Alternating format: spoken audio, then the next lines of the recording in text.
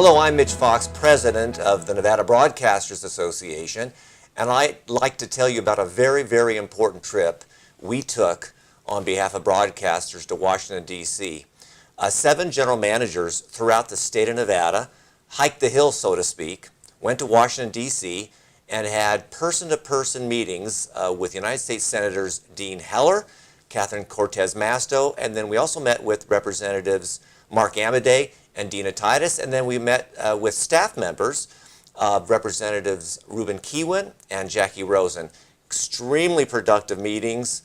We discussed such issues as the Microsoft Spectrum grab, the radio performance tax. We talked about the broadcast spectrum incentive auction, and we just talked about a lot of issues that are important to broadcasters, and they were very, very responsive. It was exciting to be in Washington, D.C. With broadcasters from throughout the state, and I thought it was extremely productive. Joining me on that visit was Eric Bonnici, Vice President of the Nevada Broadcasters Association. Eric, what a trip, right? What a great trip. Yeah, a great trip. I just thought so too. So this is sort of your first trip, I believe, to Washington, D.C. It was my inaugural trip to Washington. And what did you think? What were your overall impressions? I have to say, this is something that I've, since day one working here at the Nevada Broadcasters, I've dreamt of attending. And it was everything plus the meeting with the representatives and all the legislative heads. It was incredible. I need to tell our folks watching this that Congressman John Porter also gave us a very, very special tour of the United States Capitol. We were there actually when Dr. Billy Graham was lying in honor. That's the correct term to use. And so it was a very historic moment. And we got onto the speaker's balcony, and it was one of those classic John Porter tours that made it even more special. What's incredible about that is what we learned through the generosity of Congressman Porter. It's not every day outside of a president does a civilian, if you will, get to lay in state. And they, as you said, they laid in honor. In honor. And there's only, if my memory serves me correct, Mitch, been 2 other. There's actually been 3. So there's been Rosa Parks, and then also the 2 security guards that were gunned down in the 90s, I believe. So Dr. Billy Graham was the 4th layperson like that to lay in honor. Right. Yeah. So it was just a fantastic visit, and I just want to share with you the fact that Eric and I were really privileged to attend yet another conference before state leadership, and that was the NASBA conference involving state broadcasters associations throughout the country. It was important for me because I'm kind of the new kid on the block. I'm the new president of this association, proud to be so, but I was able to connect and network with presidents of state associations throughout the entire country, and it was quite an eye-opener for me. They were very supportive and encouraging. And Eric, what was your takeaway from that? It was pretty invaluable, I thought, to attend that as well.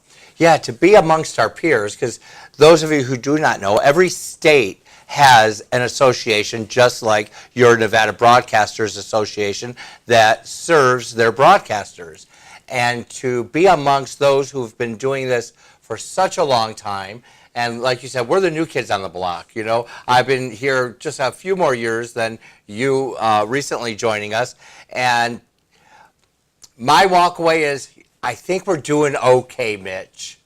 You know, I thought the same thing. You listen to other organizations, they're doing great. They have some very creative ideas. They have a lot of initiatives going on. But every once in a while, I would turn to Eric and I would say, wow, we're kind of doing those same kinds of things. And so this organization is really at the forefront of advocacy on behalf of broadcasters, both at the state capitol and now also in Washington, D.C. as well. And one of the things I did want to talk to you about, and I wanted to include this on our message points as we talked to these members of Congress, is our foundation and the scholarships that we've given out, 113 scholarships. And I knew particularly Congresswoman Dina Titus, because she's a former UNLV professor, would be interested in this, but actually everyone we talked to was pretty impressed by the program. Just tell us a little bit about it. Yeah, even in our NASBA meeting, you know, that to think that people were coming to us because we kind of had a pretty good foundation going. It's been in existence only 7 years, and to date, we have awarded 113 scholarships to talented and dedicated students of broadcasting who are attending any Nevada college or university.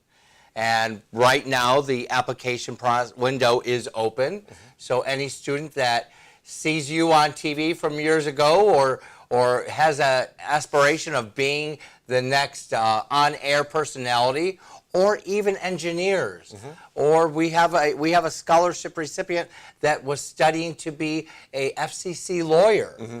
These options are available to them, and we fund them full tuition for qualified candidates. They simply go online to nevadabroadcasters.org, download the application, and send it in. The window closes on April 13th, so they'll want to make sure that they meet that deadline. But it's easy peasy. Yeah, it really is. And before we go, we do want to shout out to Adam Sandler. You know, he was with this organization for a number of years, went to Washington, D.C., and now he advocates on behalf of the Nevada Broadcasters Association. So he really brought all the elements to this trip together and helped schedule folks. So Adam, if you're watching, thank you so much. So I think we'll leave it there. On behalf of the Nevada Broadcasters Association, thanks for joining us.